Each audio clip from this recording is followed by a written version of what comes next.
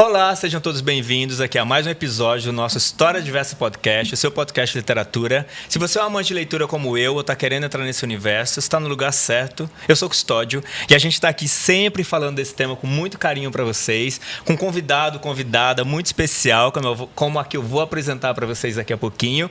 Só que antes de apresentá-la, obviamente, gostaria de convidar vocês aí a seguir a gente em todas as redes, no YouTube. Não deixe de assinar o canal para toda vez que a gente tiver conteúdo como esse, vocês ficarem sabendo em primeiríssima mão. Não deixe de seguir a gente aí também nas redes, porque a gente também, além do episódio longo, a gente faz também muitos cortes e tudo, e seguindo a gente, vocês vão ter, obviamente, acesso a tudo isso. Bom, nossa convidada de hoje, que essa bio maravilhosa aqui, é escritora e mestre em literatura. Seu romance de estreia, Entre as Mãos, em 2018, recebeu os prêmios Sesc e APCA, foi finalista dos prêmios Jabuti, São Paulo e Rio de Literatura e semifinalista do Prêmio Oceanos, além de ser publicado na França e tido os direitos voltados para o cinema. Teve contos incluídos em antologias como Vivo Muito Vivo, em comemoração dos 80 anos do Caetano Veloso, Dias de Domingo e textos publicados na revista norte-americana The Paris Review e no jornal francês Libération, perdão pelo meu francês, entre outros. Foi selecionada para residência artística na revista de arte contemporânea Triple Canopy, de Nova York. Humanos Exemplares, seu segundo romance, foi publicado em 2022 pela Companhia das Letras e já fez 3 edições da oficina Escrever Gestos de Amor, em que compartilha seu objeto de estudo atual com quem deseja escrever. A ambiguidade das grandes histórias de amor na literatura brasileira e internacional. Bem-vinda aqui ao História, Juliana Leite! O coração até acelerou. E a responsabilidade de coincidir com uma biografia. Maravilhoso. Será? Não, e essa biografia, gente, olha isso. Ju, bem-vinda. Obrigado demais por você estar aqui. Você sabe que a gente estava conversando já há um tempo. Sim. Estava tentando acertar as agendas e aí. E eu doida pra vir. Toda vez que eu te encontro, é sempre uma alegria. Já te falei isso, né? Obrigado. Pra mim tem a recíproca verdadeiríssima. Eu sei disso. Porque você sempre tem esses olhos amorosos aí, ó, que estão agora. É sempre muito bom te encontrar. Muito bom, Eu queria obrigado. te falar que toda abertura que você faz tem uma frase que você repete. Eu sou fã da repetição. A gente vai poder conversar sobre isso. Boa. Que você fala, eu falo com muito carinho dos livros. Exato. Se você também é amante de livro, ou se você quer ser um amante de livros, aqui você vai encontrar pessoas que falam com carinho dos livros. E Exato. Isso é tão valioso, Custódio. E essa é a ideia. E muita gente traz essa resposta pra gente, também falando... Toda vez que você fala isso, eu me sinto incluída. Imagino. Na conversa, porque você está ali convidando também as pessoas a entrar, claro. A entrarem. Quem já está, seja muito bem-vindo, que permaneça. E quem não está, que venha, né? Então, essa é a ideia. É uma responsabilidade tão bonita, né? Eu fico vendo, você coloca sempre esses livros, doces objetos que a gente ama tanto, né? A gente ama. E é um objeto tão fechado que depende de tantas mãos que possam abrir uma janela, fazer uma mediação, oferecer algo do que está ali para quem, de repente, está desavisado, né? Do lado de fora e se veria tão coincidido aí dentro. Sim. Então, para mim, assim, eu falo isso em todo clube de leitura, que é uma coisa que eu amo participar. E todo clube de leitura eu entro com um tapete de gratidão por esse trabalho, sabe? Que a gente depende tanto como escritor. Sim. Que alguém gentilmente abra janelas nisso que a gente faz, né? Para discutir o que você escreveu e muitas vezes até o que você não escreveu, né? Sim, e para dizer para o leitor, você sabia que você está incluído aqui, você sabia que sua vida está aqui dentro, ou que outras vidas que talvez você gostaria de ver como possibilidade estão aqui dentro, né? Sim. Maravilhoso. Que bom ter você aqui. Estou muito feliz, de verdade mesmo. Muito. Querido. Ju, então já aquecemos aí o tema. Como é que começa aí a literatura aí na sua vida, na sua casa? Você já foi uma casa de muitas histórias, muitos livros. Como é que você começou essa relação aí com os livros? Bom, assim, com a literatura demorou um pouquinho a entrar. Mas eu tive muita sorte de ter sido uma criança delirante. Adoro.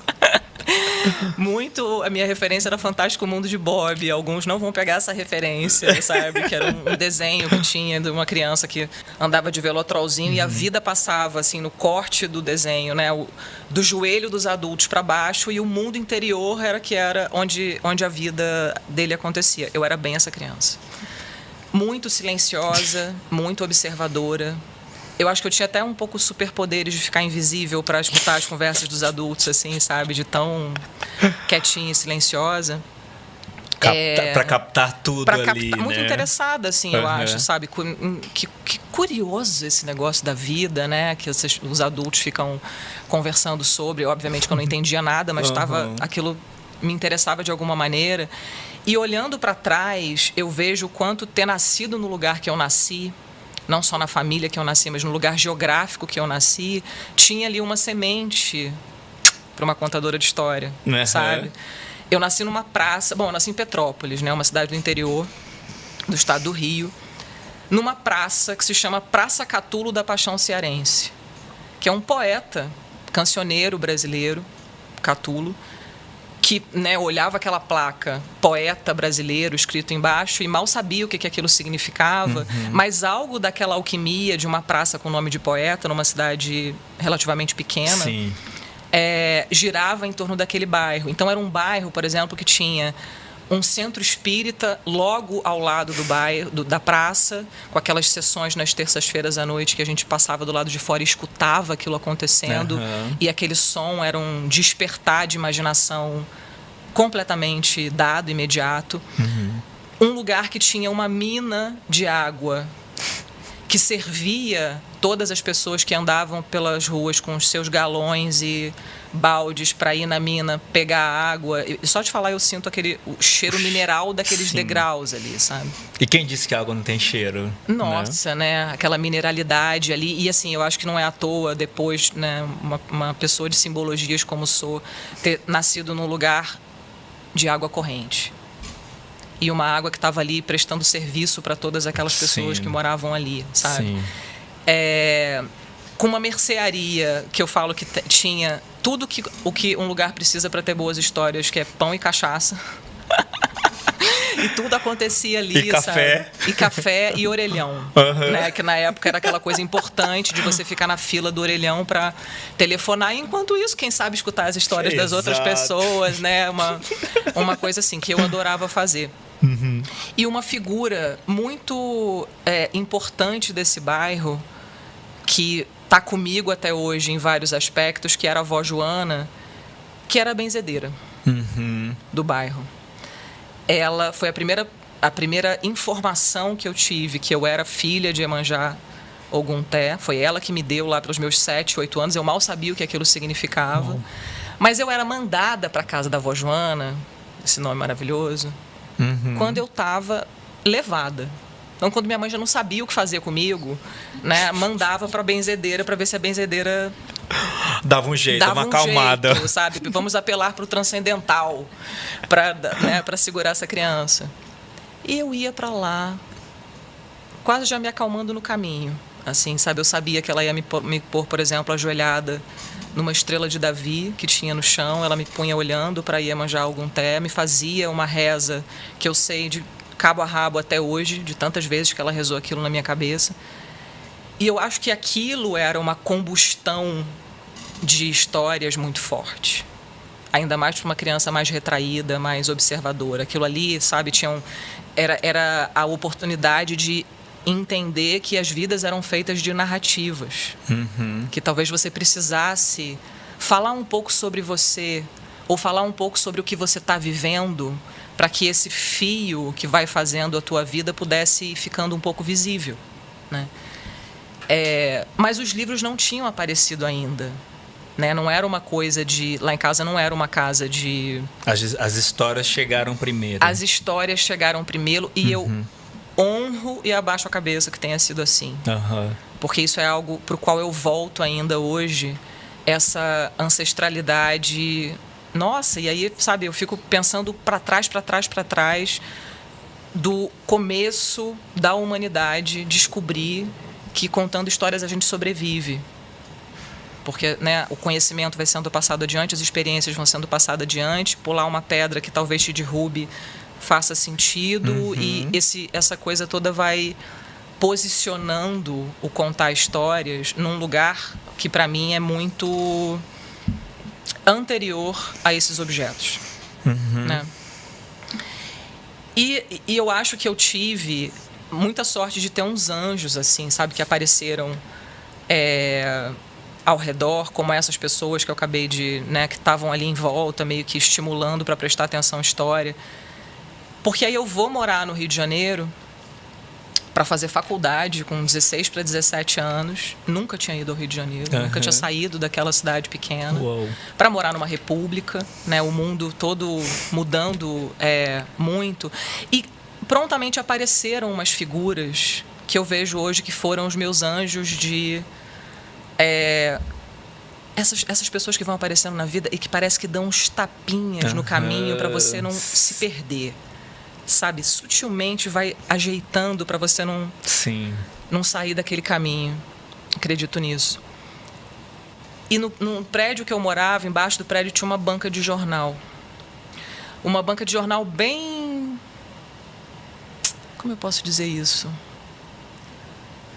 Pouco povoada. Com só uns 3 ou 4 jornais do dia... alguns livros meio antigos e tal. E uma figura absolutamente apaixonante com quem eu me conectei de cara, que era o Seu Jairo. O da banca, o dono da banca. Era o dono da banca. Há mais de 40 anos, dono da banca. Já era um senhor, certamente, com mais de 70. Isso eu tô ali com os meus 18, tá? Fazendo faculdade na UERJ. E ele falou pra mim assim... ele me chamava de filha. E eu esperava o ônibus na banca. Ele, filha... o que você está fazendo na faculdade? Eu falei, eu estou fazendo comunicação. E ele falou, então você tem que ler. Entra aqui. E aí ele me punha sentado dentro da banca, num banquinho, e ia me dando os livros que ele tinha ali dentro da banca. Olha que simbologia, que presente. Eu me arrepio toda vez que eu falo dessa história. Seu Jairo, perdi contato com ele, mas estou eternamente em contato com ele, né? Sim. Possivelmente já desaparecido a essa altura. Sim. E aí, ali veio cair na minha mão O Menino a Caminho, do Raduan Nassar. Me vem lágrimas nos olhos só de pensar. Porque quando eu vi aquele título, como eu falei para você, né, da nossa responsabilidade de dizer para o leitor, você tá aqui dentro. Não tenha dúvida de que você vai se encontrar aqui dentro. O título, Menina a Caminho, de alguma maneira... ele estava falando para mim assim, sabia que é você? Sabia que você pode abrir esse livro? E comecei a ler aquele livro naquela mágica do Raduan Nassar ali, de ir narrando uma narrativa absolutamente simples. Simples demais. Bastante cinematográfica, de uma menina com tranças nos cabelos, caminhando pelo seu bairro e vendo o que acontece com os meninos, o que acontece com a venda, o que acontece com um certo cavalo. Tem uma cena desse livro que nunca saiu da minha cabeça, que é ela se abaixar, acontece alguma questão com os meninos brigando, algo assim, ela se esconde atrás do cavalo e abaixa para não perder o que estava acontecendo, apesar de acuada. E ele fala algo como se a barriga do cavalo fizesse a moldura para aquela cena que ela estava vendo. Aquilo para mim era assim... o que está acontecendo aqui agora nesse texto, sabe? Uma descoberta muito multissensorial e tal, e inocente àquela altura, né? E é um conto longo, né? Não sei se ele chama de novela, mas um conto longo que termina de uma forma absolutamente trágica, no sentido... do que a gente porta de humano e a vida cotidiana com as suas próprias tragédias, né? E eu não estava absolutamente preparada para aquele final, obviamente, e entreguei o meu espanto pro Seu Jairo, que era o meu mediador, que estava ali, né? E aí ele falou, você gostou? Eu falei, sem saber muito bem, né, o que falar sobre aquilo. Eu, de alguma maneira, eu acho que eu tinha entendido que não era o caso de gostei, não gostei. Não era essa a questão. Eu tinha acabado de viver algo depois daquela leitura, né? Pouco importava o verbo gostar ali depois daquilo, sabe? E aquela experiência me mordeu. Eu queria viver aquilo de novo. O meu instinto inicial foi viver aquilo de novo, lendo de novo. O mesmo texto. Por isso que eu, né, falei a coisa de que a repetição é algo importante para mim. Ler de novo o mesmo texto é porque eu não estava com livros à mão, né? Mas tive a sorte e aí entram os segundos anjos, né? De trabalhar num bairro que tinha uma biblioteca pública. Que eu passei a frequentar. E lá, uma das bibliotecárias, a dona Vânia, ela me deixava olhar para as estantes como algo que me pertencia. Ela falava para mim sobre cidadania, sabe? Ela falava, isso aqui é seu. É seu porque é público, como a universidade nessa idade, é sua. já se conectando muito com as pessoas mais velhas, né? A minha entrada sempre foi pelas pessoas mais velhas. O que tem um retrato também, claro, na sua literatura, no seu texto, né? Então você vê, né? Tudo vai se formando, vai se construindo. E olha, vou te falar, eu não pisco para isso. Eu sei que as pessoas mais velhas confirmam coisas para mim no caminho. A minha vida, eu nasci no colo desse avô, que, né, foi tudo para mim, e depois a gente pode conversar sobre ele, se acontecer, dele querer ser falado. E depois o caminho inteiro, eu sei que a chegada de uma pessoa mais velha perto de mim está dizendo algo. Né? Eu já fico permeável, né, para isso acontecer. E aí a dona Vânia, ela me expunha aos livros, que ela gentilmente fez um caminho para mim. Olha, lê esse, depois lê aquele e tal, construindo o prazer. Ela estava muito empenhada em colocar o prazer à mesa, igual a gente está aqui, né? Compondo essa mesa de prazer. E ela ia me dando informações. Ela falava assim, o que você achou? E aí eu falava, essa maneira de falar é diferente. Ela, então, isso é um narrador. O narrador da história é isso. Essa é a composição do arco narrativo. Esses são os personagens. E ela foi me educando mesmo. Olha que demais. Dizendo o que era. E aí um dia vem ela para mim e fala assim, você sabia que tem uma livraria ali na rua tal que eles aceitam ticket alimentação como forma de pagamento dos livros? E eu tinha um ticket de alimentação. E eu falei, eu posso ter a minha biblioteca? Ela falou, você pode ter a sua biblioteca. Você faz o seguinte, você vai lá, escolhe o livro que você quer, pede um cafezinho e paga tudo no ticket de alimentação.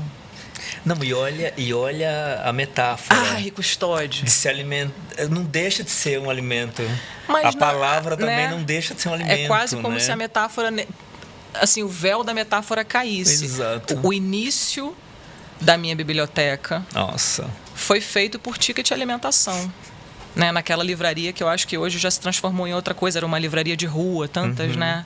Não conseguem sobreviver. Sim, infelizmente. E sou extremamente grata àquelas pessoas por entenderem que essa moeda metafórica era tão importante, né? Sim. E assim começou. Maravilhoso. Não, até um spoilerzinho aqui do Humanos, já que a gente tocou nesse tema, Ju. Assim, eu me emocionei demais. Você vê que ele tá até marcado aqui, né? Eu me emocionei demais. Primeiro eu me emocionei com o livro inteiro. A gente vai falar dele um pouco mais aqui. Mais especificamente dele mais pra frente. Mas eu achei tão lindo e tão respeitoso você fechar o livro com essa frase: a bênção aos mais velhos. Assim, e aí, na hora que você começa a contar essas histórias do dono da banca, da senhora da biblioteca, essas aí as coisas começam a ver o quanto essas pessoas influenciaram e talvez ainda mais respeito por essas pessoas, por esse caminho que elas ajudaram a você a trilhar, né? Nossa, sem dúvida nenhuma. E todas as histórias que elas me contaram. Sim, da própria vida delas, né? Eu acho que naquele momento, de alguma forma... É claro, assim, eu estou fazendo uma interpretação já de um olhar construído. No momento em que eu estava vivendo aquelas coisas, eu não estava alinhavando esse tecido. Né? Mas eu vejo o quanto ali eu era o ouvido para essas pessoas e elas eram as histórias para mim. Né? Não era uma benevolência de parte a parte, era realmente uma amizade, sabe? Que é a maneira como, inclusive, eu intuitivamente me aproximo de pessoas mais velhas, com essa sensação do igual para igual, sabe? De respeito, né? Total respeito, né? Mas essa saída do livro era importante para mim, simbolicamente, mas também era um gesto frontal de deitar os olhos de quem termina de ler o livro no colo dos seus mais velhos. Dos seus próprios, né? Sair da ficção sendo capaz de pousar ou, sei lá, sedimentar aquela experiência toda ali em quem está perto da gente. Sim. Né? Não, maravilhoso. Bom, e aí quando você ouviu muitas histórias, e quando você decidiu contar a sua primeira história, vamos dizer assim, no formato do livro que é o Entre em Mãos, quando você decidiu que você ia para o caminho da escrita, que você ia publicar um livro, ou foi acontecendo assim? Não, foi uma decisão dramática, mentira. A pisciana. Foram anos estudando, pensando. Imagina, foi uma espécie de raio que caiu. Eu não conhecia esse nome, escritora, não estava na minha embocadura. Eu primeiro que não conhecia, não tinham escritores perto de mim, não tinham artistas, né, para que eu pudesse me aproximar e tal. Mas eu tinha uma intuição, sabe, de que eu ia querer tentar contar uma história. Como que faz para tentar contar uma história? Eu não tinha ideia. E eu ficava ali tentando escrever, tentando contar histórias, muito ao lado dos livros, de mão dada com os livros que eu estava lendo naquela época, né? Tentando fazer mais ou menos igual, por exemplo, a um livro que eu gostava, sabe? Procedimentos que hoje eu vejo que são usados, inclusive, em oficina. Mas eu estava ali intuitivamente tentando fazer aquilo. Mas aí bateu um sino na minha vida de fazer 30 anos. Quando eu fiz 30, eu estava ali dos 29 para os 30, me deu meu Deus do céu, Nossa Senhora, de... Será que eu sou a pessoa que eu queria ser? Será que eu estou fazendo as coisas que eu gostaria de fazer? Eu estou me expressando, né, assim, na vida com o que eu gostaria de fazer? E a resposta eu sabia que era não, mas eu não sabia, não tinha nenhuma ideia de qual seria o caminho, assim, o plano como, B ali, né, como começar a fazer isso. Uma coisa foi importante, assim, eu tomei uma decisão, rompi simbolicamente com a vida que eu estava levando antes, no sentido de colocar a escrita em primeiro lugar, inverter, né, inclusive a quantidade de horas que você dedica aquilo em você. E intuitivamente fiz o que muitos de nós fazemos até hoje, que é buscar uma turma, entrar numa oficina. Sim. Eu acho que, para mim, além de tudo aquilo que a gente aprende lendo, porque é isso que eu acredito que é uma oficina. A oficina é um lugar que você vai aprender a ler aquele texto apaixonadamente, para além do que o verbo está dizendo. Vendo quase a mão do alquimista acontecendo por trás daquele texto, né? Foi uma explosão quando aquilo começou a acontecer para mim. E aí eu fui reler os livros que eu tinha gostado e que faziam parte já da minha estante com esses olhos, né? É como ganhar um novo olho mesmo. Sim. Um novo par de olhos que você vai, né, olhar as mesmas coisas. E imediatamente comecei a escrever o que seria o Entre as Mãos. Que eu, obviamente, não sabia que aquilo ia dar num livro. O que eu queria ali, muito de cabeça baixa, era escrever. Eu queria me ver escrevendo. Você sabe que eu tive uma dessas memórias que aparecem dando susto na gente, quase fazendo quando aparece a memória, de estar lá pelos meus 5 anos de idade, na casa dos meus avós paternos. Eu tinha uma atração inexplicável por caneta.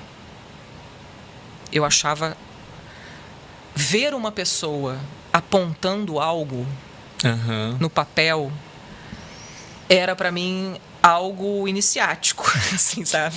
Eu achava aquilo fascinante, usar uma caneta e tal. E na casa desses avós jogava-se baralho. Todo domingo era uma jogatina de baralho e tinha lá um bloquinho com a caneta que apontava os resultados do jogo. E eu ficava ansiosa para acabar o jogo, para eles perderem a atenção daquele bloquinho, irem olhar outra coisa, para eu poder pegar o bloquinho e começar a fingir que eu estava escrevendo. Eu não era alfabetizada ainda. Então, nasce bastante aí também, eu tenho memória lúcida de fazer aquele gesto no papel, de estar ali escrevendo e pensar assim, estão me vendo escrever. E eu acho que ali tinha semente disso que se tornou, por exemplo, que eu falo que é a sensação de escrever o Entre as Mãos. Eu não tinha a menor ideia se o livro seria publicado ou não. O desejo da publicação não existia, mas o desejo de escrever era imenso, era muito grande, sabe? Já estava todo disponível para uma sujeita que se sentasse à mesa por tempo suficiente com uma caneta na mão. Né? Que ia conseguir produzir isso. Que ia conseguir produzir. E você sabe que eu acho que... Eu acho que é por isso que até hoje eu dependo tanto de escrever à mão. Você continua escrevendo muito à mão, né? Eu continuo escrevendo muito à mão. Porque tem essa coisa da caneta mesmo, né? Eu acho que tem a coisa de demorar. Eu adoro demorar. E tem o riscar, né? Tem o voltar, riscar e tudo. Tem o voltar, tem o trêmulo da letra.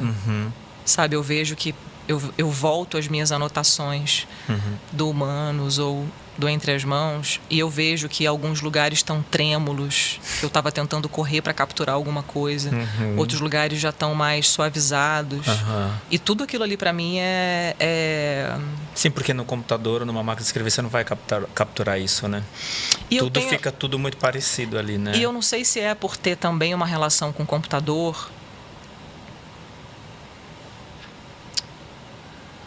de funcionalidade.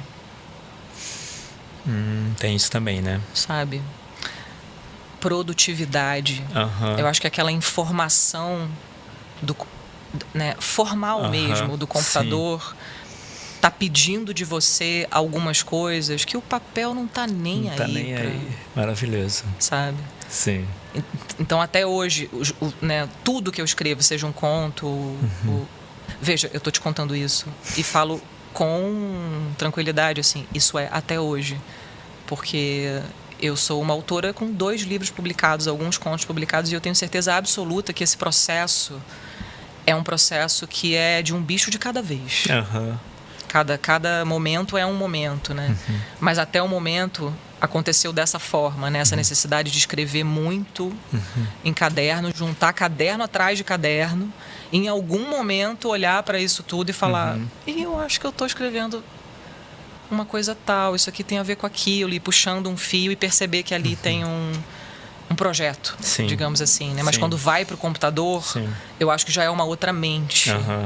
É uma mente construtiva, mais né? executiva, construtora, né? Sabe assim, de estrutura, de arco narrativo, né? Já com uma outra tão importante quanto, mas demandando 2 momentos de pele, sabe? Diferentes. E perdi aqui enquanto você estava falando, eu fiquei viajando aqui, você delícia. Falando dessa coisa do papel. Eu adoro capturar os delirantes. Mas fui agora, quase que eu não volto. E dessa época, dos seus medos, suas inseguranças, anseios, dessa época, para a Ju de hoje, você fala, eu tenho só 2 livros publicados, médio, porque você produz muita coisa, né? Você participou desse projeto dos 80 anos do Caetano, tudo que a gente falou aqui, passou dos dias de domingo. Enfim, você faz muita orelha de livros de novos escritores e tudo. Prefácio de outros, como esse maravilhoso que você fez aqui para John de Dion. Que diferença quais eram esses medos aqui, ansiedade e tudo na época do Entre Mãos e os de hoje, assim? Eles são os mesmos? Eles mudaram? Que paralelo que você faz entre... Nossa, que pergunta boa.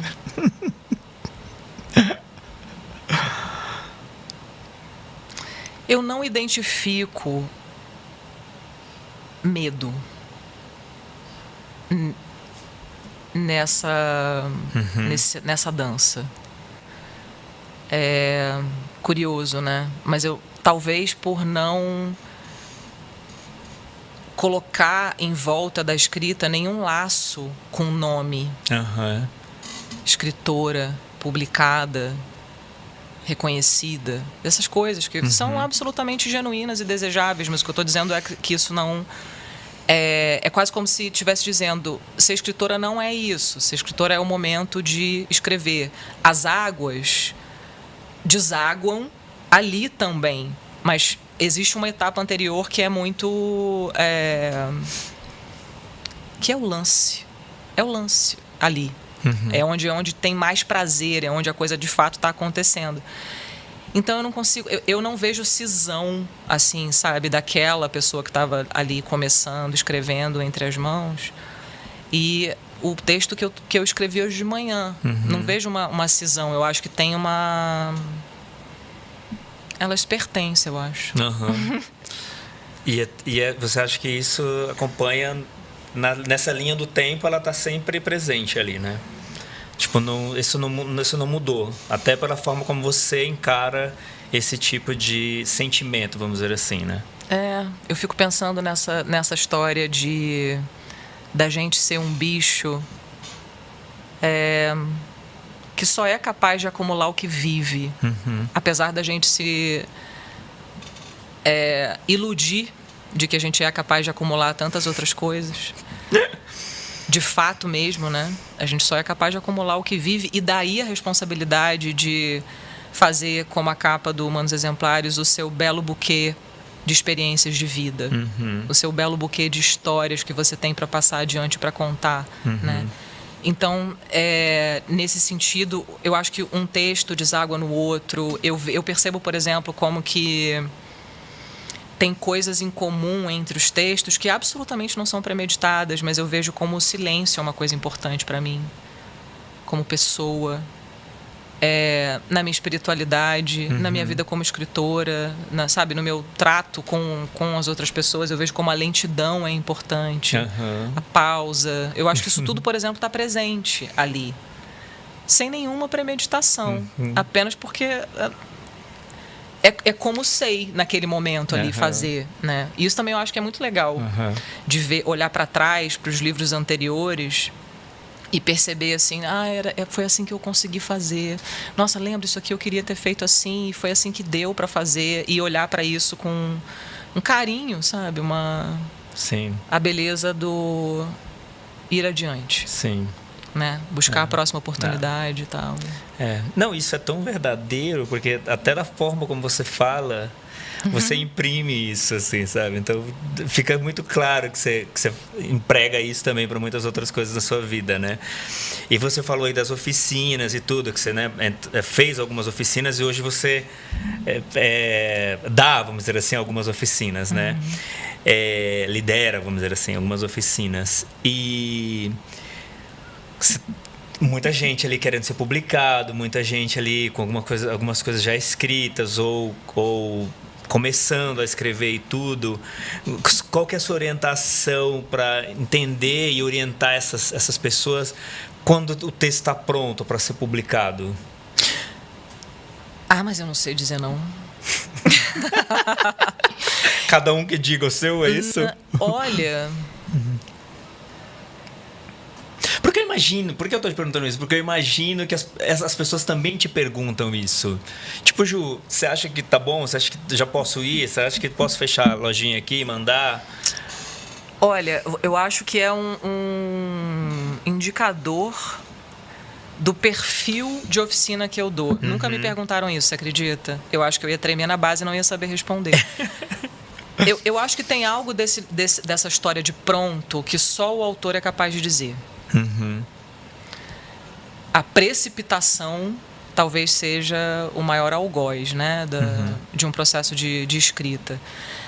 As oficinas que eu resolvi começar a oferecer a partir do momento que eu achei que tinha algo ali que eu poderia compartilhar, elas são muito no sentido de incentivar que o artista seja um pesquisador. Então você entra com o seu texto para a oficina e o tipo de interlocução que eu vou poder oferecer e até incentivar que os outros participantes ofereçam entre si é desse olhar de um pesquisador do próprio texto, do que está ali, do que há de superfície, o que há por baixo das águas, etc., e começar a iluminar isso, mas também um pesquisador do que se está dizendo. Porque, para mim, esse é um dos grandes mistérios de escrever. É quando você começa a escrever e você vai, às vezes, algumas pessoas com um pouco mais de consciência, outras trabalhando para descobrir o que você está dizendo, o que você está contando, né? Por que aquilo é importante para você dizer, onde que aquilo encontra continuidade dentro de você. Tem aquela pergunta clássica, né, de oficina, e acho que todo escritor passa por isso, que é como você continua escrevendo, né? Você tem uma ideia e você consegue escrever uma página, você escreve 2 páginas, mas e as próximas 280?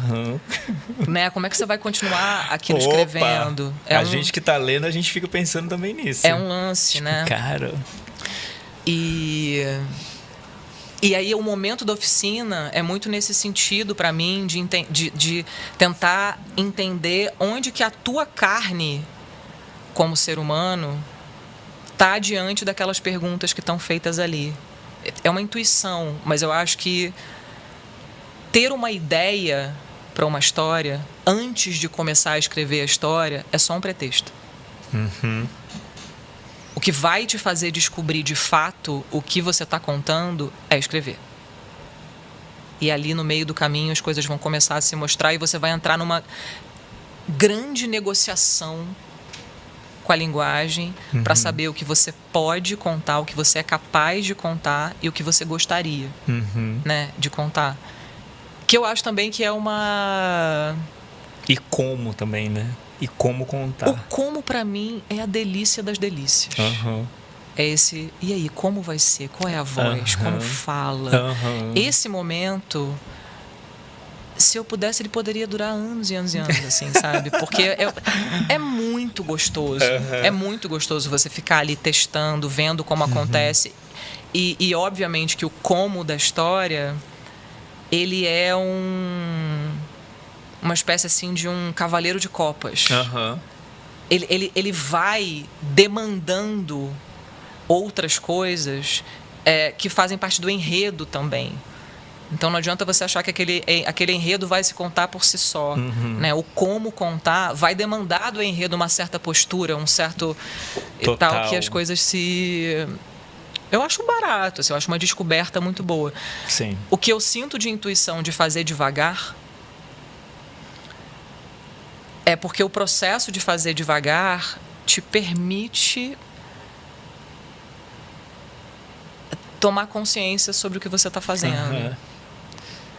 Ver algo dali que é o que te dá prazer, que você gosta de contar daquela forma. Tem um procedimento que eu adoro fazer como leitora e que vai para a hora da escrita e eu fico falando para as pessoas, faz, porque é uma delícia. É você ir guardando dos livros que você lê coisas que você gosta quando acontece no livro.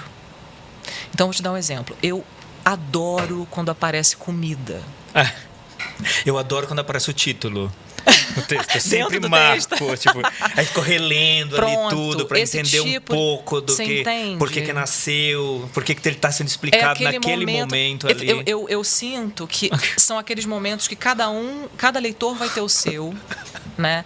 Daquilo que te faz dar uma derretidinha. Embora nem sempre aconteça que o título esteja no texto, né? Sim, claro. Não necessariamente precisa estar. Claro. Mas quando tá, eu te sempre dá um prazer. Rola uma interrogaçãozinha ali. Primeiro que eu marco já, e depois eu fico assim, relendo tudo ali em volta para entender um pouco mais de onde ele surgiu e como que ele chegou ali, sabe? Essa é uma grande curiosidade, né? Como nascem os títulos. Isso é uma grande curiosidade. Mas eu acho que essa coisa de você se permitir ser um leitor com esse ângulo de curiosidade e ir fazendo o teu acervinho de delícias, te permite também, como escritor, entrar no teu texto manejando um pouco dessas delícias, né? Sendo capaz também de fazer a coisa como você se percebendo como o leitor que vai gostar daquela história, que vai ter aquele tipo de... Eu tenho a sensação de que... Não, é porque às vezes eu tenho uns pensamentos assim que eu falo, gente, eu tô indo muito pro transcendental, mas vai fazer o quê? Como é que eu vou fugir de mim mesma, né? Não tem como. Fica à vontade. Mas, Custódio, eu tenho uma sensação quase de que a leitura é quase um processo de iniciação pro leitor. Eu tô... Daqui a 2 dias é lua cheia, eu tô hiperbólica. Então, coisas vão acontecer aqui, eu não vou ter como controlar. Mas eu tenho a sensação de que a gente lê sem perceber que coisas estão sendo iniciadas dentro da gente enquanto a gente está lendo. E quando eu me refiro a coisas, eu estou falando de aquelas experiências humanas que estão colocadas ali, que talvez não se apresentem na sua vida nunca, que talvez você desconhecesse até aquele momento, e que pela benevolência do teu caminho dentro daquelas páginas você foi capaz de conhecer e de encontrar, inauguram coisas dentro de você das quais você não volta. Existem coisas acontecendo ali. Eu acho que ver uma pessoa lendo não é banal. Não é uma coisa banal. O tipo de química que está acontecendo ali é muito preciosa e pertence somente àqueles dois ali, livro e leitor, sabe? Então, esse tipo de sensação na hora da escrita derrete, eu acho, uma coisa muito armadinha de eu quero dizer a coisa tal e fazer a coisa tal, porque aquilo está na tua mão meio que parcialmente. Tem algo ali, sabe, acontecendo que não é da ordem do racional e tal, que também está aí. Eu estou falando isso com total humildade, assim, não é para dizer mesmo que tem algo que está fora da nossa mão. Total, sabe, que é atávico quase, é essa história lá atrás de contar a história para fazer a geração seguinte sobreviver. Sabe? Para mim as coisas se ligam um pouco dessa forma. Mas essa sensação de derreter... Nossa! Para mim é assim... Como é que você sabe que você quer continuar escrevendo aquilo? Para mim tá aí. Sabe? Eu sinto isso. Eu vejo isso vindo. Eu vejo esse derretimento vindo na hora que eu tô escrevendo, sabe? É louco porque eu vou falando essas frases e pensando no sentimento de se apaixonar. Ou no sentimento de fazer uma nova amizade. Que você vai todo se amolecendo. Porque você chegou num determinado lugar. Né? Que ali você... algo especial está acontecendo que te faz abaixar o ombro e derreter. Exato. E para mim tem uma irmandade, e é derretendo, sabe? Que se acha, né? Que a gente se acha, derretendo que a gente se reconstrói, porque né? A gente vira mais massa, moldável, se molda, permeável, tudo isso. Lindo isso. Lindo, lindo, lindo. E você falou aí das leituras, do que te pega mais e tudo. Que livro que você leu ano passado? E a gente falou também dos prêmios aqui, o quanto, né, você é uma autora premiada, né? Embora você fale que você produziu pouca coisa, já produziu muita coisa. Que livro que você leu ano passado e que você premiaria se você tivesse, já que você também falou de caneta, se você tivesse essa caneta nesse sentido?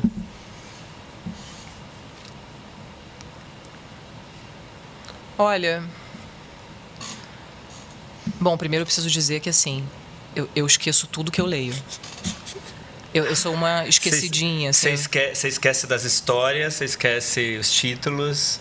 Não, eu esqueço que eu estava lendo aquilo, de repente eu peguei um outro livro e falei, mas eu estava lendo aquele. Eu sou meio gasosa nesse sentido, assim, eu vou esquecendo as coisas e já entendi que no meu processo de absorção de um aprendizado novo, de uma leitura e tal, esquecer, para mim, é a primeira etapa de entender como é que aquele conteúdo vai entrar em mim. Como é que eu vou ser capaz de absorver aquele conteúdo. O esquecimento da estrutura é a primeira linha. Já entendi que funciona dessa forma. Então, eu nem luto contra, eu deixo a coisa esquecer. Mas... Até porque outras coisas vão entrando também no lugar, né?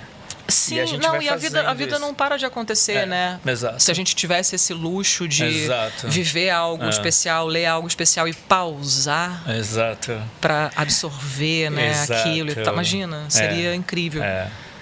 Mas não é assim que acontece. Acho que meu sistema inventou o esquecimento como essa primeira pausa.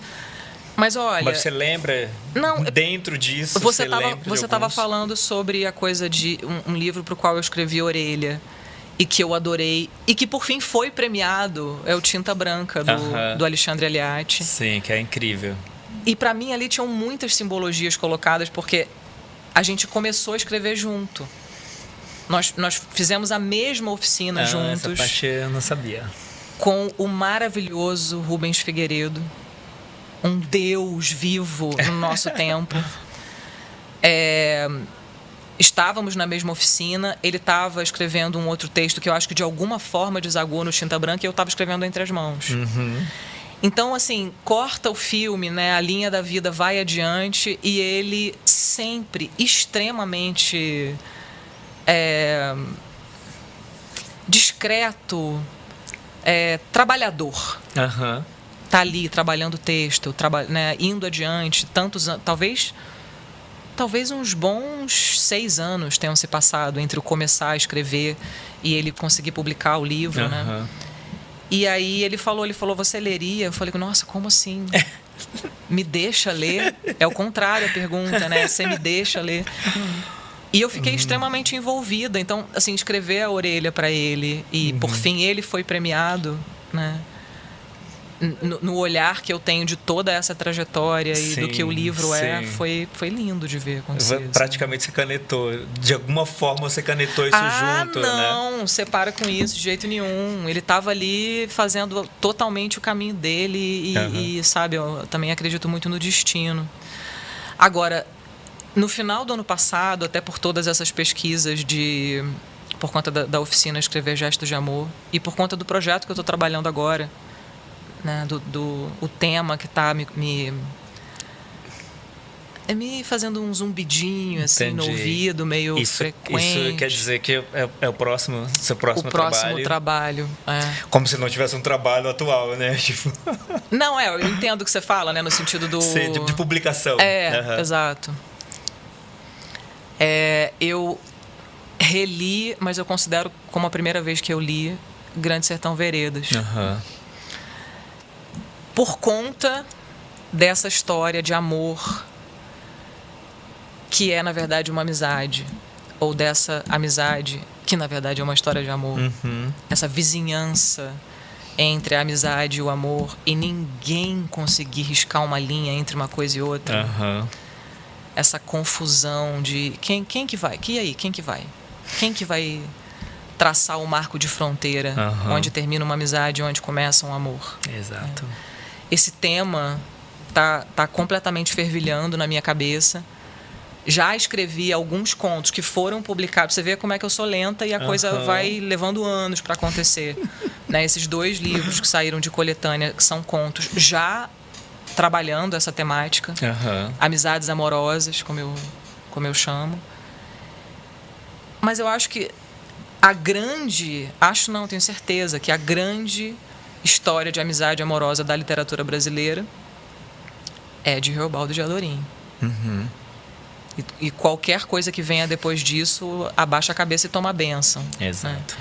Então, eu fiz essa leitura no ano passado para a oficina, para poder oferecer uma entrada em Grande Sertão. Grande Sertão é aquele livro que... ele é meio um totem. Todo mundo quer chegar perto daquilo. Todo mundo reconhece que ali existe um poder. Um valor muito grande. Um valor, um poder. Mas como colocar a mão num totem? É quase uma pergunta espiritual, né? Como é que você entra? Exato. Como é que você pede licença para entrar? Exato. Né? E ao mesmo tempo, quando você coloca, por exemplo, num bojo, né, como isso que eu estou dizendo, de uma oficina, de um grupo que está ali fazendo uma pesquisa, e você faz um recorte, oferece aquilo como uma porta de entrada, a lábia do Guimarães Rosa vai aparecendo ali. Sim. E você, quando você vê, você já está com uma flauta, exato, né, tocando em volta de você e lendo. Maravilhoso. E o que você está lendo? Nossa, uma pilha. Eu leio muita coisa ao mesmo tempo. Você lê muito ao mesmo tempo? Leio muita coisa ao mesmo tempo. Mas tem algum que você possa citar? Que eu tô lendo. Eu tô lendo com muito, assim, com lápis na mão, né? Apontando coisas. O Raymond Carver, contista norte-americano, que eu amo. Eu amo esse homem. Amo. Mas amo de ser a louca de comprar outras edições, comparar o que mudou, coisas assim, sabe? A epígrafe do Humanos Exemplares é de um poema dele. Então eu estou relendo ele até por conta desse projeto próximo. E estou lendo um livro muito envolvente e inesperado, porque ele apareceu para mim, que é uma biografia do John Cage, de como ele encontrou o Zen Budismo. Como que o Zen Budismo entrou na vida dele, a relação toda com o silêncio, na música. Que é uma coisa que faz muito a minha cabeça. Sim. Tanto pelo silêncio quanto pelo Zen Budismo. Né? Então essas 2 leituras estão meio que... Você está reversando ali para ver... Eu vou muito no espírito da coisa, assim, na hora que eu estou mais apontada ali para estudar, para fazer algo, ou a hora da rede. E a hora do dia também. Também. Né? Como a cabeça tá. Exato. Né? Que o sábado de manhã é diferente do domingo, da segunda noite, sem né? dúvida nenhuma. Você sente isso também? Sim. O que você prefere? Eu prefiro sábado de manhã. Porque você se sente mais livre? Mais livre, parece que eu tenho sempre mais tempo para tudo. Parece que o sábado... Quando começa o sábado, para mim, parece que o sábado tem 50 horas e não as 24 do dia anterior. Eu tenho essa sensação, parece que eu estou mais livre para fazer minhas coisas, parece que tudo vai fluindo, eu fico mais emocionado. Tudo que eu leio parece que... Mais permeável, mais derretido. Mais derretido. Derretido, a palavra é essa, derretido. E aí você planeja o sábado, vou ler o livro tal, você guarda para aquele momento ou você vai deixando fluir? Eu guardo, eu sempre tenho um livro, eu leio, a maioria das vezes eu leio um livro por vez. Então sempre tem um livro, normalmente ou um livro que eu já estou lendo, ou um livro que eu acordo sábado e vou na prateleira escolher um livro novo, mas é sempre, em geral é um. E aí sigo nessa onda da... Você vai lendo até a hora, sei lá, que deu fome e tá na hora de almoçar. Nossa, Ju. E às vezes eu vou lendo sem nem me dar conta disso. Às vezes quando eu vejo 4 da tarde, eu tô lendo desde 6 horas da manhã. Assim. Você sabe que esse é um dado que eu acho super valioso, por exemplo, para uma pessoa que quer começar a ler, entender que o momento também que você encontra o livro faz parte da alquimia para aquele encontro dar certo. Sim. Né? Com a vida que a gente leva e tal, muitas vezes você vai ler o livro, sei lá, à noite, já cansado, ou com tarefas na cabeça, preocupado com outras coisas, e a tua entrega para aquele momento... A entrega e a absorção. Vai ser X, também, né? Assim. O que você dá e também o que você vai receber. Claro. Daquilo muda completamente. Também completamente. Sinto. Também sinto. Eu sinto muito isso, assim. Os sábados eu tô sempre essa pessoa mais... Parece que eu tô mais aberto, assim, sabe? Sei lá. Tem essa coisa. Bom, você sabe que aqui a gente tem um quadro que chama 3Es. Medo. Que é um livro para enaltecer, emprestar e esquecer. Quem são esses 3? Quais são esses 3 livros? Nossa, vontade de falar de 1000 livros para enaltecer. Boa. Que eu sei que você fala que as pessoas adoram saber para buscar leitura também. Exato, muito. Olha, essa semana eu falava com uma amiga do livro, o livro que mais sofreu na minha mão, no sentido de ser rabiscado e... Coitado, tá um farrapo o livro de tantas vezes que eu já li, e que é uma das deusas do meu altar, Natalia Ginzburg. Maravilhosa demais. Que é As Pequenas Virtudes. Nossa, é lindo. Perfeito. Custódio. Não, esse livro é um deleite. Eu tomo bênção desse livro. É uma coisa. E é um livro, ele até poderia ser eu emprestar, porque... Também. Né, o livro é composto de textos pequenos textos publicados em jornal. Não, é incrível. Alguns mais curtos, outros um pouco mais... Mas ali já está completamente dada a linguagem dela, o jeitinho dela de contar a história. Que eu posso tomar banho naquela água. Nossa, absurdo. E tem textos ali, por exemplo, tem um textinho ali no meio que eu acho a coisa mais... É um caju no meio do texto, que é o Sapatos Rotos. Que é um texto que deve ter 2 páginas, talvez, 2 páginas. E que ela conta a história de o que significou para a vida dela ter vivido uma infância com um sapato furado. E o que isso preparou ela para a vida, de ter experimentado aquela temperatura do chão quando criança. Né? Sabe aquele poema da Louise Gluck, que até rodou bastante, né? A Louise Gluck, poeta norte-americana, vencedora do Nobel, tem um trechinho, um versinho de um poema dela que fala: a gente vive uma vez na infância, o resto é memória. Esse texto da Natalia Ginzburg é isso dentro de uma...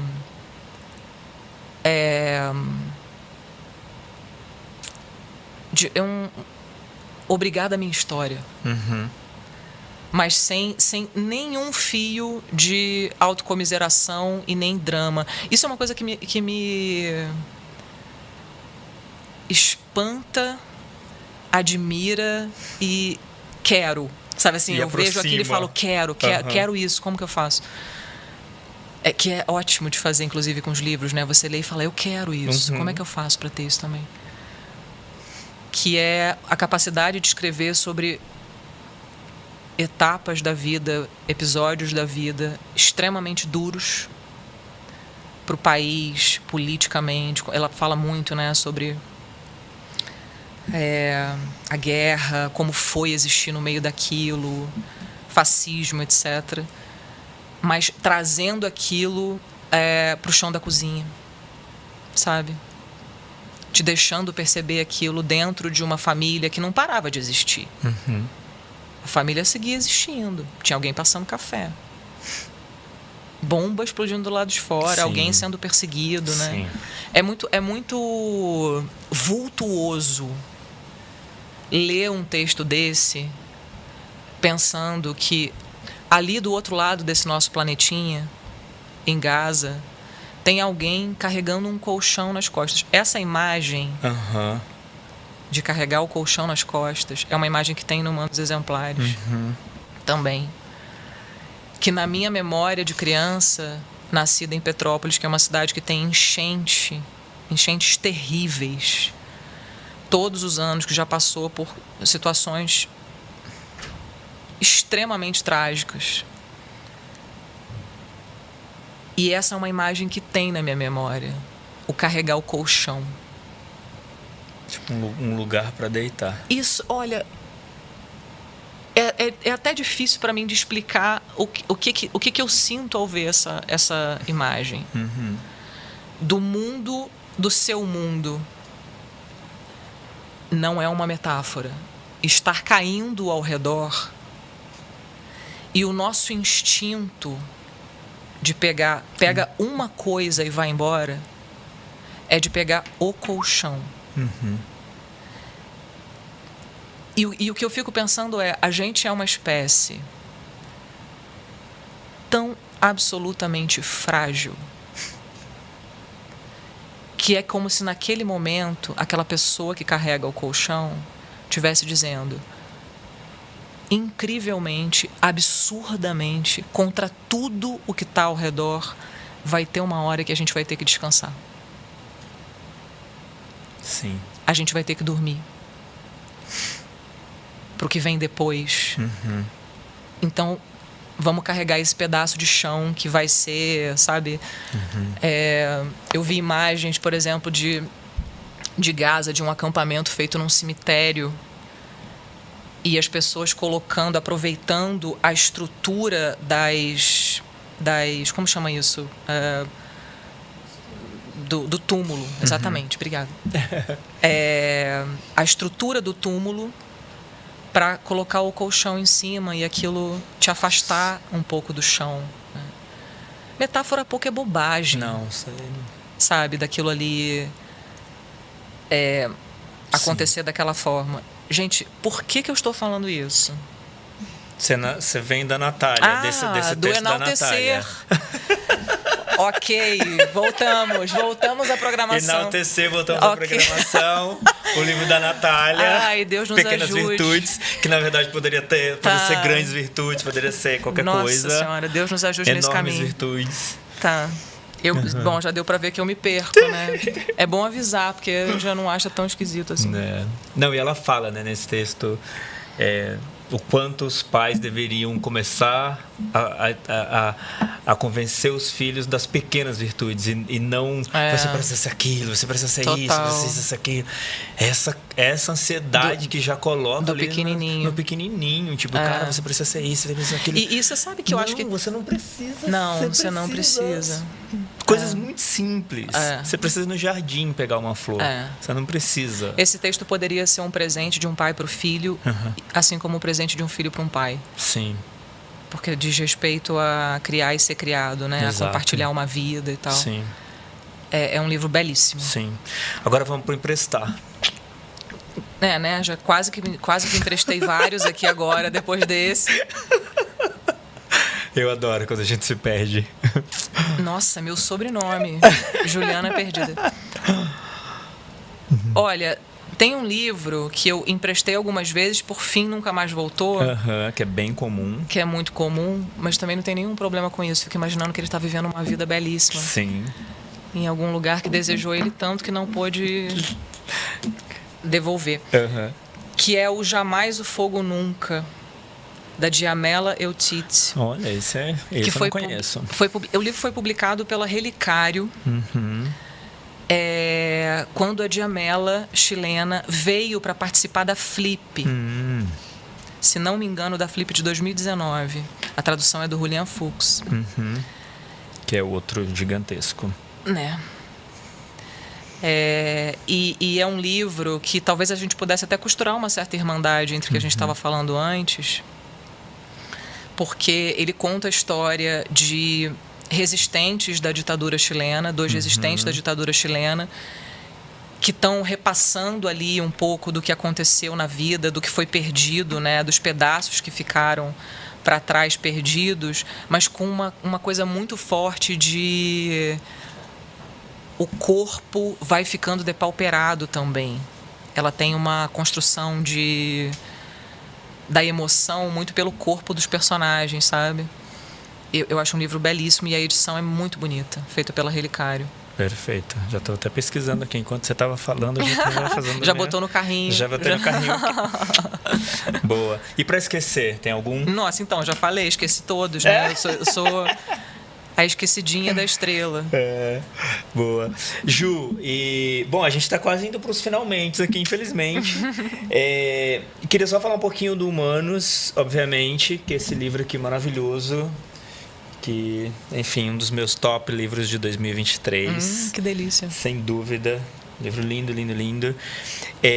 Fala um pouquinho assim o título sempre foi esse, como você chegou nesse título e essa capa linda. Conta um pouquinho. Você falou dele, que você assim. gosta de histórias que o título sai de dentro da história, e esse foi um caso, né? Eu não premeditei, mas quando apareceu essa expressão dentro do livro, eu olhei para essa expressão e falei, eu acho que isso é o título. Né? E deixei acontecer. Mas, olha, esse livro, ele tem para mim essa comprovação de que escrever é coletar coisas que estão acontecendo na vida. Essa coisa de inspiração, sabe? Para mim vem muito do que está rolando agora, assim, do que eu estou vivendo agora.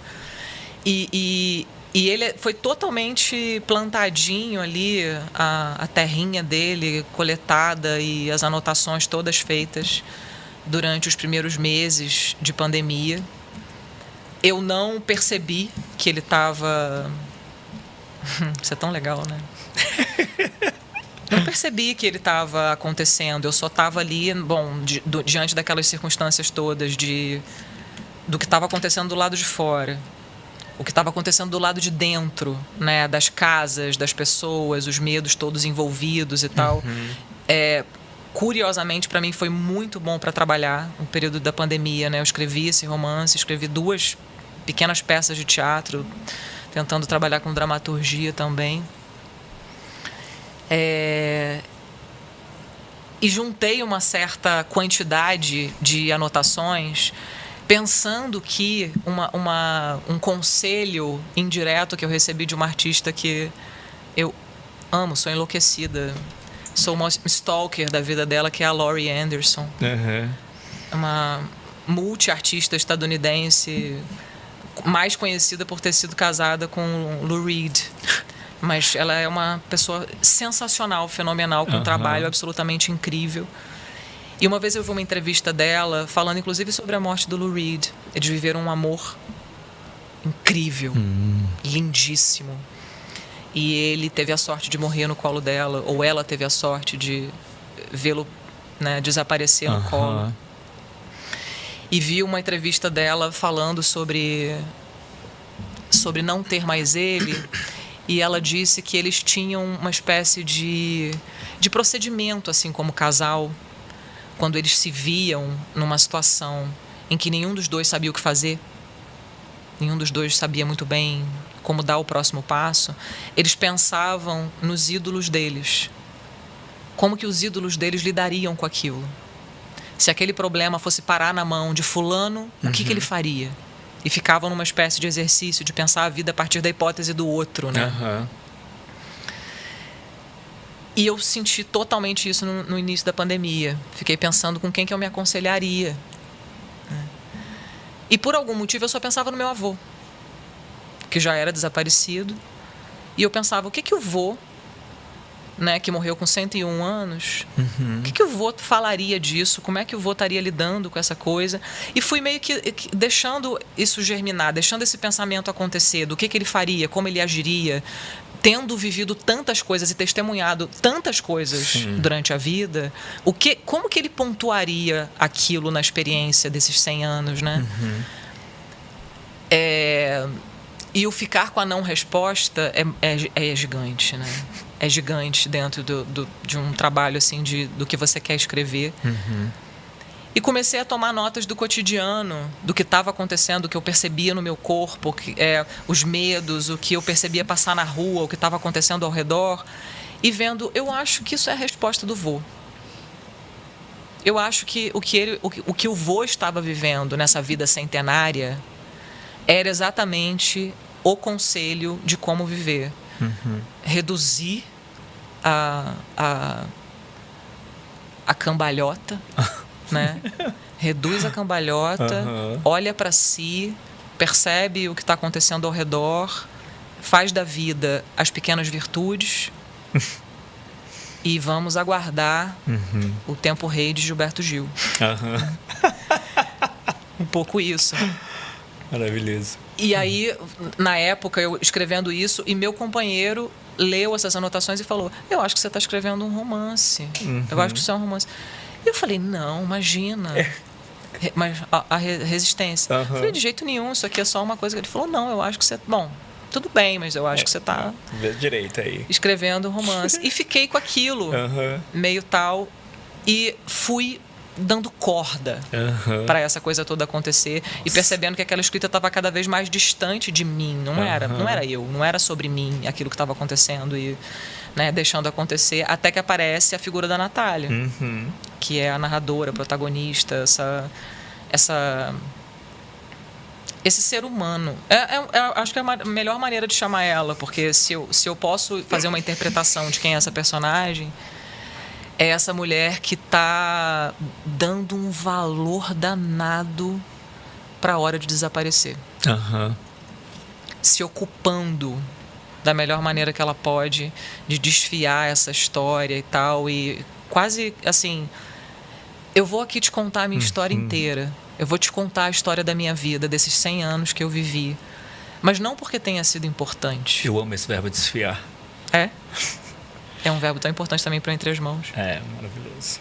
Sem desculpa, te cortei. Não, imagina. Mas não porque essa história seja absolutamente singular e ela deva virar um exemplo, para usar a palavra do título. Né? Mas porque é necessário abrir mão dessa história de alguma forma para que ela possa pertencer a esse tecido todo que a gente chama de planeta. Sim. E que estava ali tão evidente para a gente na época da pandemia, sabe? Como as bobagens todas que a gente acha que, né, que fronteira vai significar alguma coisa, que pátria vai significar alguma coisa. Exato. E naquele momento tudo ruía. Exato. E essa volta para o miudinho, né, para o celular, literalmente. Dá volta para casinha, literalmente. E acho que todo esse imaginário, de alguma coisa, de alguma forma, se costura em algum momento, sabe? Quando eu fico pensando, por exemplo, naquele nosso gesto ali, como espécie de volta para casa, mas talvez a casa só não seja suficiente. Volta para cima da cama, mas talvez a cama também não seja o suficiente. Volta para dentro do corpo. E ali você vai encontrar alguma coisa que talvez te ajude a sobreviver. Talvez numa luta inédita, porque, né, essa visceralidade toda de ficar assim tão perto de você. Será? Também, né? Que já aconteceu? Será que isso é confortável? Será que você vai encarar essa proximidade tão grande com você mesmo? Exato. E o quanto pode assustar também. E o quanto pode assustar. As leituras que eu recebo do livro são muito... Eu estava comentando antes essa coisa de estar de igual para igual, né, com uma pessoa mais velha, extremamente interessada naquela fruteira ali que existe. E os relatos que eu recebo de leitura do livro são tanto no sentido de, nossa, eu vi os meus mais velhos, eu vi com mais interesse a forma de vida e o que estava acontecendo e tal, mas eu também vi o que eu serei. Eu também vi as questões que vão aparecer para mim ao longo dessa trajetória chamada linha do tempo. Perfeito. Sabe? Não, você estava falando dessa coisa do ficar só. Eu nem sei de onde vem essa história, para ser bem sincero, assim, mas eu lembrei dela agora, resgatou isso. Que é um livro que é a história de que tem um casal e eles ficam trocando ali o tempo inteiro e uma hora a mulher acusa o marido de que ele nunca quer viajar sozinho com ela. E ela fala assim, e tem sempre que levar alguém, tem sempre que levar mais amigos, mais um casal, mais um quê. E aí a relação começa a disseminar ali, acabando e tal. E ela faz uma autorreflexão, ela fala, cara, você sempre quis ter alguém porque você nunca conseguiu ficar só comigo, me encarar. Você queria ter alguém para que a gente não ficasse nunca de frente sozinho um pro outro. Distraiam-me, né? E não te vejo. Exato. Exato. Que loucura, né? Mas enfim, lembrei disso agora. Mas eu acho que é isso mesmo. Acho que é isso mesmo. Essa quantidade de entretenimento que a gente cria para fazer bastante barulho e a gente não precisar ficar muito tempo na própria presença ou na presença do outro. Exato. Né? Ali estava colocado em xeque e de maneira muito radical, né? Mas é uma coisa que não para, né? Não tem a ver com... O Humanos não é um livro sobre a pandemia. Esse nome nem está presente. Não, de jeito né? nenhum. Acho que tem uma coisa até que o livro faz um esforço, que era de olhar para aquilo como algo que já tinha acontecido em outros momentos na história, né? Na nossa história nesse planeta, e que aquilo era mais uma dobra, né? Do que estava... do que estava acontecendo. Sim. Não, e você falou um outro ponto aí, tipo, também resgatando um pouco isso. A gente vive num mundo de tanto barulho, não é? Sim. A gente acorda no barulho, dorme no barulho. E muitas vezes, e tudo que a Natália queria era ouvir um barulho. Ou do telefone. Do telefone ou da campainha. Para ser acompanhada, alguém que servisse de companhia ali para ela. Mas olha o paralelo, né? Entre essas duas coisas. Sem dúvida. O quanto a gente está inundado com isso e o quanto alguns grupos estão carentes disso, né? Ao mesmo tempo. Eu acho que isso tem a ver com o que a gente estava falando da leitura também, sabia? Por que muitas pessoas acham difícil ler? Não só por uma questão de entrosamento, digamos assim, com o texto, ou uma questão pedagógica, né? Aquilo que eu estava falando de ler como um processo de iniciação, né? Eu acho que esbarra nisso também que você está falando.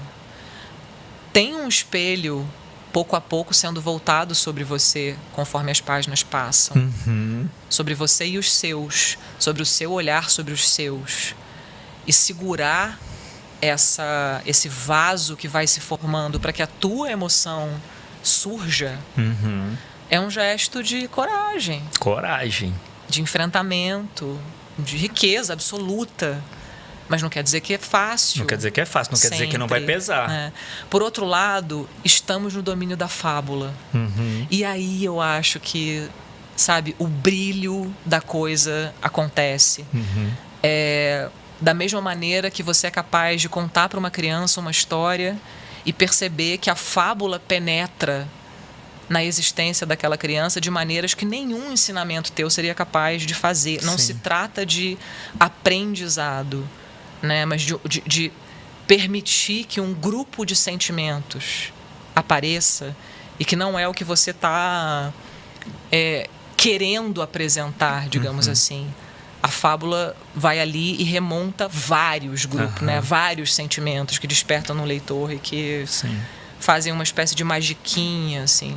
Que é o outro lado também, né? Exatamente. Do vaso. A gente está finalizando, eu queria ler um trechinho aqui, tá? Ah, que lindo! Não vou deixar passar batido isso, de jeito nenhum, ainda mais com esse livro. Muitas vezes é mais fácil contar as histórias depois que elas terminam, quando já se conhece seu desfecho.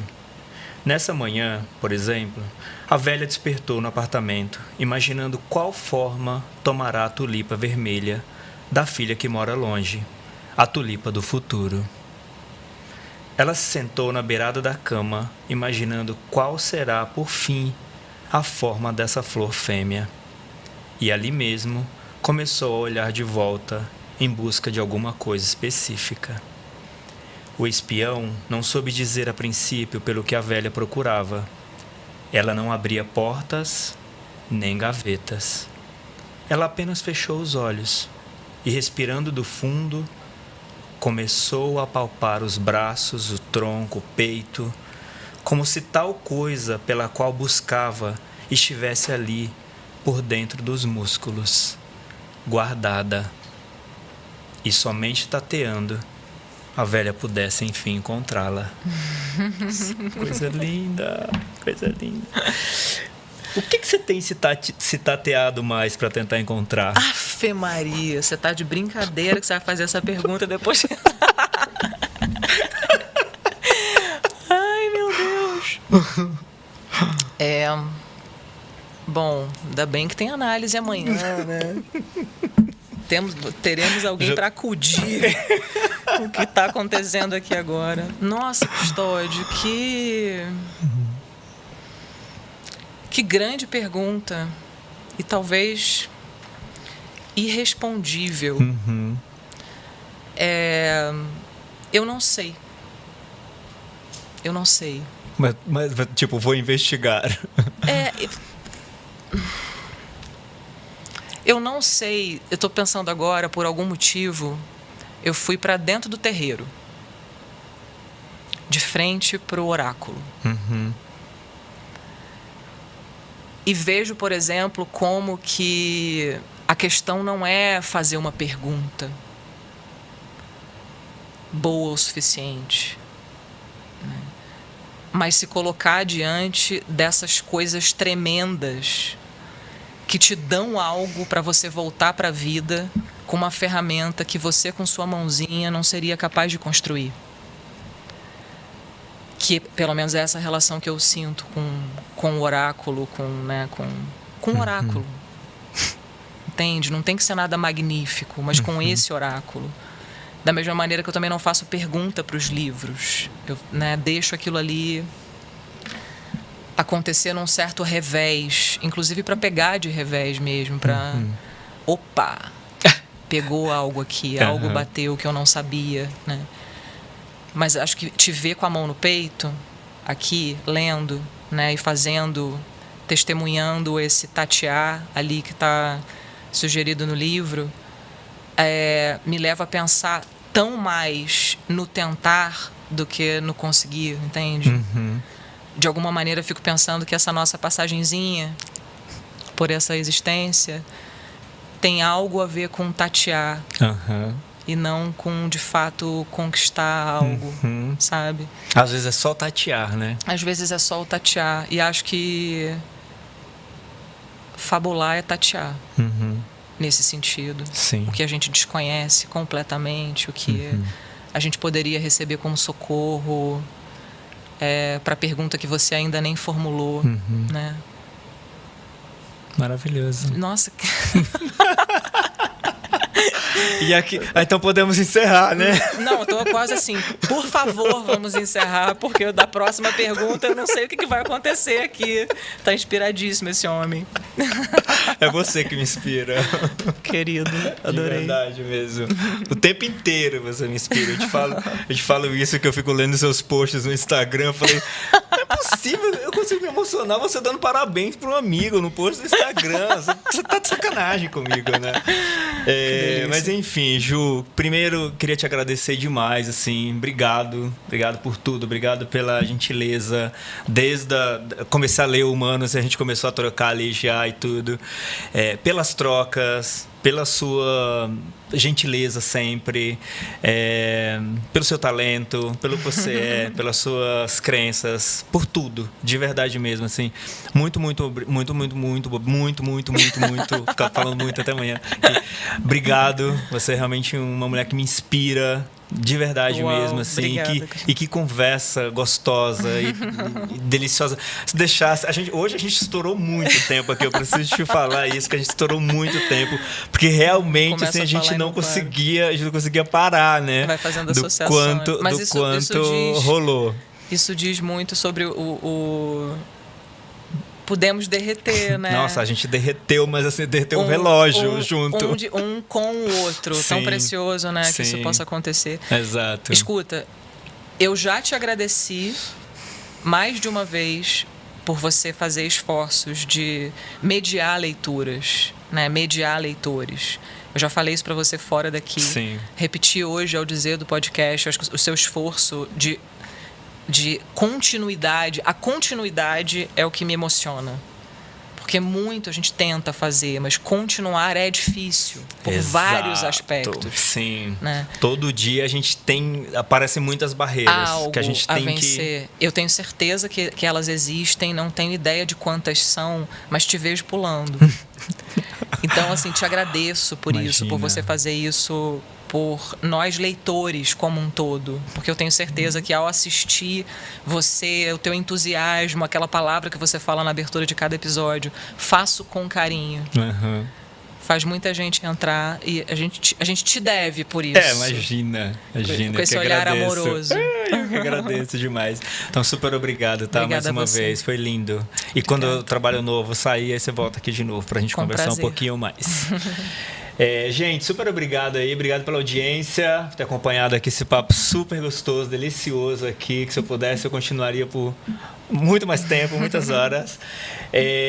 Por favor, não deixem de comentar aí o que vocês acharam do episódio, sugerir novos convidados, que obviamente a gente vai fazer contato para tentar trazer aqui para vocês, tá bom? Então, e não deixa de seguir o canal aí para toda vez que tiver episódio como esse, conteúdo como esse, vocês ficarem sabendo aí em primeiríssima mão, tá bom? Então, super beijo, fiquem com Deus e a gente se vê já já, tá bom? Um beijo.